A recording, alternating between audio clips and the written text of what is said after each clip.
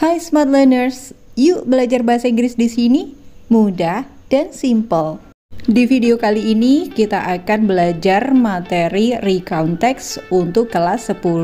Poin yang akan kita pelajari adalah penjelasan tentang recount text, kemudian tujuan atau social function, selanjutnya generic structure, dan yang terakhir adalah language feature of the text. Dan yang terakhir nanti saya juga akan berikan contoh teksnya. Recount text adalah teks yang berisi cerita tentang suatu pengalaman maupun kegiatan si penulis atau tokoh-tokoh yang terjadi di masa lampau. Recount text hampir sama dengan narrative text. Dia sama-sama berisi tentang cerita yang terjadi di masa lampau. Perbedaannya ada pada isi ceritanya.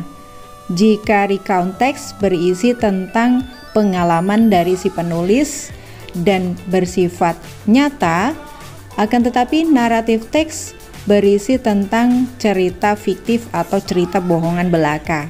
Jadi jangan sampai terbalik ya untuk mempelajarinya antara recount text dan narrative text. Sekarang tujuan atau social function atau purpose dari recount text, yaitu menginformasikan atau menceritakan suatu pengalaman atau kejadian yang terjadi di masa lampau dengan tujuan untuk menghibur si pembaca.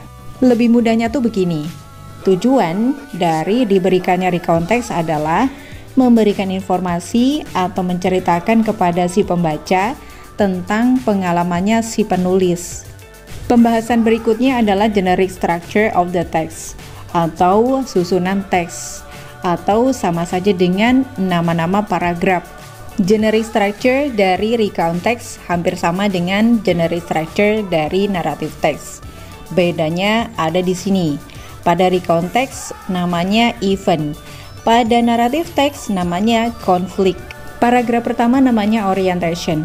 Pada paragraf pertama berisi tentang siapa tokohnya, di mana tempat kejadiannya, kapan kejadiannya berlangsung, dan lain-lain. Paragraf kedua namanya event. Dia boleh terdiri dari satu paragraf, dua paragraf, dan seterusnya. Paragraf event berisi tentang serangkaian kejadian atau pengalaman dari si penulis yang akan disampaikan kepada si pembaca. Dan paragraf terakhir namanya reorientation. Berisi tentang kesimpulan atau rangkuman tentang informasi yang sudah disampaikan oleh si penulis. Oke Smart Learners, untuk kalian yang belum berikan like dan subscribe, silakan ditekan dulu tombol like dan subscribe-nya supaya kita bisa belajar bahasa Inggris terus di sini.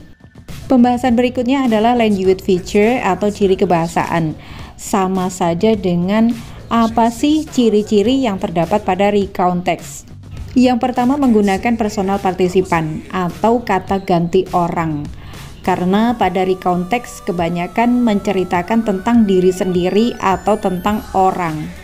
Yang kedua menggunakan chronological connection atau kata penghubung yang berfungsi menghubungkan antara kejadian yang satu dengan kejadian yang lain.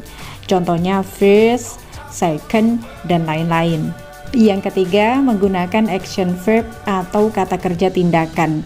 Contohnya go, look, change, dan lain-lain. Nah, ciri-ciri yang paling mencolok pada recount text adalah menggunakan simple past tense atau kejadian yang berlangsung pada masa lampau. Ciri-cirinya menggunakan kata kerja bentuk kedua. Jenis-jenis recount text itu ada 3 berdasarkan isi dari ceritanya. Yang pertama namanya personal recount text, berasal dari kata person, artinya orang. Jadi teks ini menceritakan tentang pengalaman pribadi si penulisnya. Yang kedua namanya factual recount text, berasal dari kata fact yang artinya fakta. Jadi teks ini berisi tentang laporan kejadian atau peristiwa yang benar-benar terjadi atau fakta. Yang ketiga namanya imaginative, berasal dari kata imajinasi yang artinya hayalan. Berarti teks ini menceritakan tentang pengalaman berdasarkan imajinasi atau daya hayal seseorang.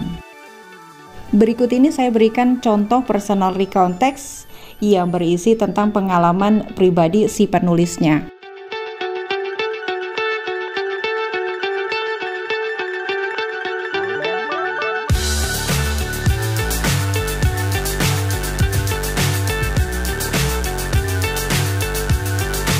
Terima kasih untuk kalian yang senantiasa ikut belajar bahasa Inggris di sini.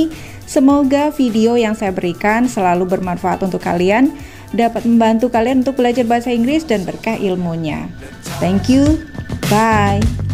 What's up is down, what's left is right.